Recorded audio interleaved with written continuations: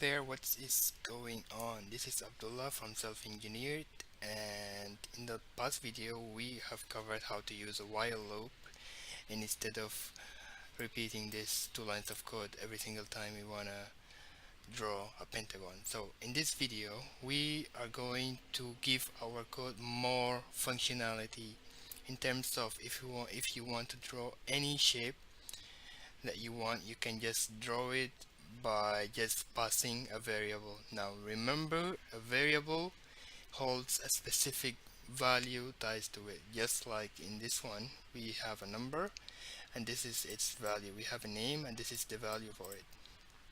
So our value to draw any shape will be determined by the number of members in each shape we want to draw. So to demonstrate, let's have a picture right here.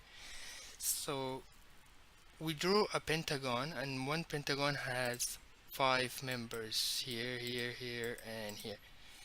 Now we need to be able to pass to our function n number of members, and also uh, an angle for that. Now remember, last time we have covered how you can calculate the angle for the pentagon. We simply took this angle right here and we found that it's 72 by actually calculating 360 divided by the number of members. So it's divided by 5, we get 72.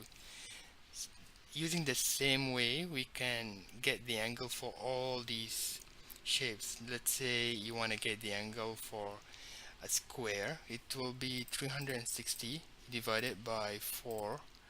You will get 90. So you just divide 300, you take 360, you divide by the number of members for that shape. So without any further to do, let's get coding. Yep, right here. Okay, we want to be able to pass a number. So here the n will demonstrate the number of members. And to make our life easier, I want to change this to just a counter less than n. It's still the same thing because n will be uh, inst instead of like let's just demonstrate directly. If I use counter less than 5, and I will just delete this for now because yeah, you don't need it. So it still draws a pentagon for us, so that's why we can just use n directly. So n here, we put the number here, and then instead of hard coding 72, we are going to take 360 and then we will divide it by the number of members for that. So now when we use our function call, this time we need to give it a specific variable or a number.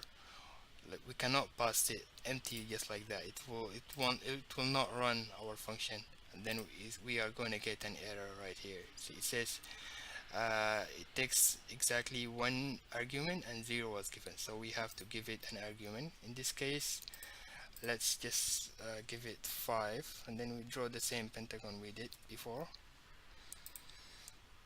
Then it directly draws a pentagon for us. If we don't want a pentagon, we want a square this time, it directly draws a square for us. If we want to draw a hexagon, and then it draws a hexagon. And what it does is that here it will just change the number of time it runs this loop. So for the hexagon, it runs this 6 times. For the square, it will run this 4 times. So it depends on what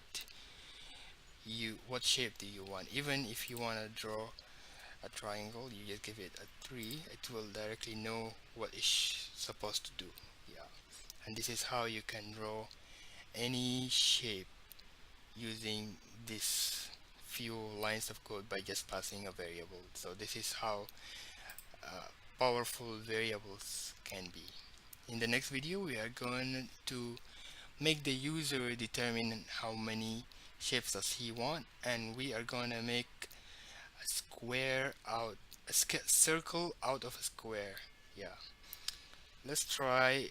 Just now we saw in the picture that they show n equal to 36. Let's just demonstrate and see what is going to happen if we give it 36 here. I didn't try this, but I just want to see what happens. Whoa.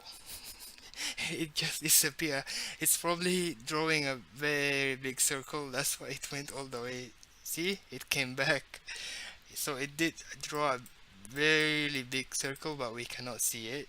But yeah, it does work. So yeah, in the next video we are going to cover more awesome stuff.